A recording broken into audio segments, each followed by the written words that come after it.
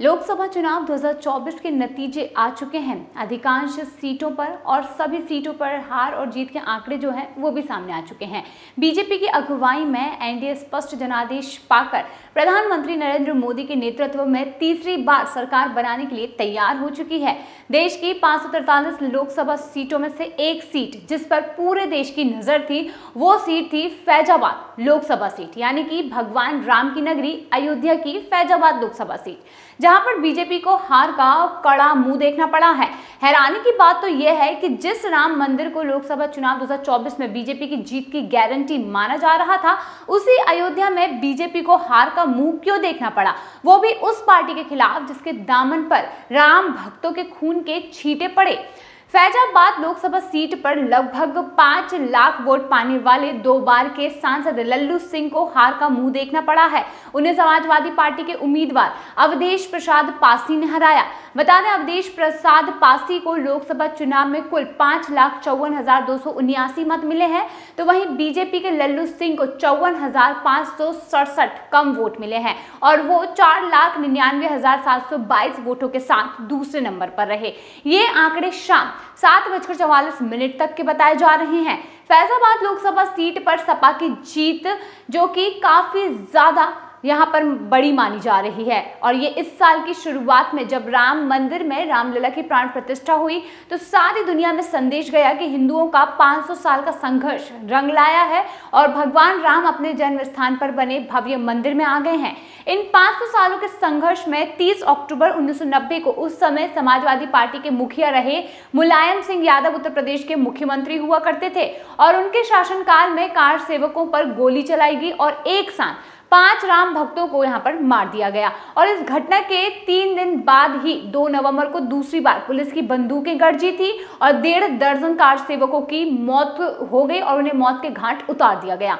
इन्हीं में कोठारी बंधु भी शामिल थे और इसके करीब 2 साल बाद बाबरी का विध्वंस हुआ और लंबे संघर्ष के बाद साल 2019 में सुप्रीम कोर्ट के आदेश के बाद राम मंदिर के निर्माण का रास्ता साफ हुआ। राम मंदिर के निर्माण के लिए पूरी दुनिया के भक्तों ने दिल खोलकर दान दिया। मंदिर में रामलला की प्राण प्रतिष्ठा हुई तो वहीं हर लोग, हजारों लाखों लोग दर्शन के लिए पूरे देश से पहुंचने लगे। ऐसे में राजनीतिक जानकारों ने ये माना कि राम मंदिर की वजह से बीजेपी इस लोकसभा चुनाव में अपने दम पर पूर्ण बहुमत हासिल कर लेगी, लेकिन नतीजे आए हैं तो अयोध्या से ही राम मंदिर निर्माण के लिए अपनी पूरी ताकत झोंक देने वाली पार्टी को ही हार का मुंह देखना पड़ गया। और जिस पार्टी ने अयोध्या में राम भक्तों का खून बहाया, उस पार्टी के कैंडिडेट को यहां पर जीत मिल चुकी है।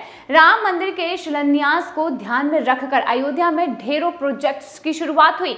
अयोध्या में इंटरनेशनल एयरपोर्ट बनाया गया, रेलवे स्टेशनों को विश्व स्तरीय बनाया गया, शहर के अंदर सड़कों को मजबूत किया गया, सीवर लाइन, बिजली के तारों को अंडरग्राउंड किया गया और अयोध्या के लिए कनेक्टिविटी बढ़ाई गई। तमाम बड़े ग्रुपों ने अयोध्या में निवेश तक कर दिया है और नए होटल्स बने हैं। 394 करोड़ से 4 लेन अयोध्या अकबरपुर वसखारी मार्ग, NH-27 से रामपथ तक रेलवे पार पथ और पंचकोसी परिक्रमा मार्ग पर बड़ी बुआ रेलवे क्रॉसिंग पर ओवरब्रिज, दर्शन नगर के पास रेलवे ओवरब्रिज आदि का कार्य पूरा किया गया।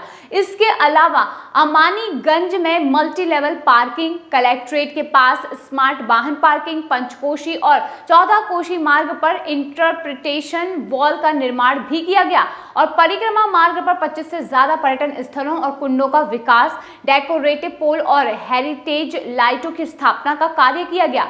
कौशल्या सदन का निर्माण, मुक्ति वैकुंठ धाम के विकास का कार्य यहां पर किया गया। इतना ही नहीं बल्कि अयोध्या के 7 वार्डों में 24 घंटे जलापूर्ति, सूर्य कुंड के पास ROB, मार्च में अयोध्या अकबरपुर मार्ग पर फतेहगंज ROB, अयोध्या विल्होर घाट, 4 लेन सड़क, गुप्तार घाट का सौंदर्यीकरण, नया घाट से लक्ष्मण घाट तक पर्यटन सुविधाओं का विकास, अयोध्या सोलर सिटी का कार्य पूरा किया गया। वहीं अप्रैल में अवध बस स्टैंड के पास आश्रय गृह का निर्माण, नाका बाईपास के पास कल्याण भवन का निर्माण, 4 ऐतिहासिक प्रवेश द्वारों का निर्माण पूरा किया गया। तो वहीं अयोध्या सीवरेज योजना का पार्ट 1 पूरा कर लिया जाएगा। साथ ही 473 करोड़ से पंचकोशी परिक्रमा मार्ग चौड़ीकरण कार्य को पूरा कर लिया जाएगा और 1140 करोड़ से 14 कोसी परिक्रमा मार्ग का विस्तारीकरण यहां पर पूरा किया गया। अब इसके साथ ही NH-27 में लखनऊ अयोध्या खंड का चौड़ीकरण और सुदृष्टीकरण का कार्य, ग्रीनफील्ड टाउनशिप परियोजना, वशिष्ठ कुंज आवासीय परियोजना, नगर निगम और विकास प्राधिकरण कार्यालय भवन और सीपेट केंद्र, गुप्तार घाट और राजघाट के बीच नए पक्के घाटों का निर्माण कर कार्य यहां पर किया गया। इसके अलावा पुराने घाटों का जीर्णोद्धार, राम की पैड़ी पर दर्शक दीर्घा, राम की पैड़ी से राजघाट तक और राजघाट से श्री राम जन्मभूमि मंदिर तक श्रद्धालु भ्रमण पथ का सुदृढ़ीकरण यहां पर और सौंदर्यीकरण का कार्य भी योगी सरकार ने किया। आज अयोध्या पूरी दुनिया में सबसे तेजी से विकसित हो रही शहर के तौर पर उभर कर सामने आई है। अब खास बात तो यह है कि अयोध्या में पिछले कुछ सालों में विकास के जितने काम हुए उतने शायद ही पूरे देश में किसी टियर 3 शहर में हुए होंगे, और इसके बावजूद आम जनमानस के दिल में शायद कोई कसक यहाँ पर जरूर बाकी रह गई होगी। तभी तो यहाँ पर ऐसा निर्णय लिया गया। विकास से लेकर धार्मिक कार्यों तक जिस बीजेपी ने अयोध्या को आगे बढ़ाने के लिए अपना सब कुछ झोंक दिया और उसके लोकसभा चुनाव 2024 में अयोध्या की जनता एकजुट नहीं हो सकी, ये काफी ज्यादा बुरी बात साबित हो रहा है। यानी कि अयोध्या एक ऐसी सीट थी जहां पर पूरे भारतवर्ष की नजर टिकी हुई थी और सब ये देखना चाहते थे कि आखिर अयोध्या में हमें कितनी अव्वल जीत मिलती है। लेकिन यहाँ पर जो नतीजे आए हैं उन्हें देखकर आज हर कोई चौंक गया है। खुद प्रधानमंत्री नरेंद्र मोदी ये सोच रहे हैं कि किस तरीके से उन्होंने जनता के लिए कितना कुछ किया है और यहाँ पर कितना कुछ करने की कोशिश की है, और उसके बाद भी लोगों के मन में ऐसा क्या बाकी रह गया था जिसकी वजह से आज हार का मुंह देखना पड़ रहा है।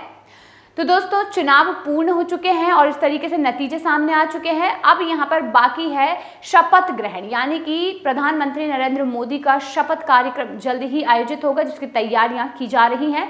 लेकिन इससे और भी जुड़ी खबरें रहेंगी, वो मैं आपको बताती रहूंगी। तो जिसके लिए चैनल को सब्सक्राइब कर लीजिए, वीडियोस को ज़्यादा से ज़्यादा शेयर कीजिए और अगर वीडियो पसंद आया हो तो लाइक करिए।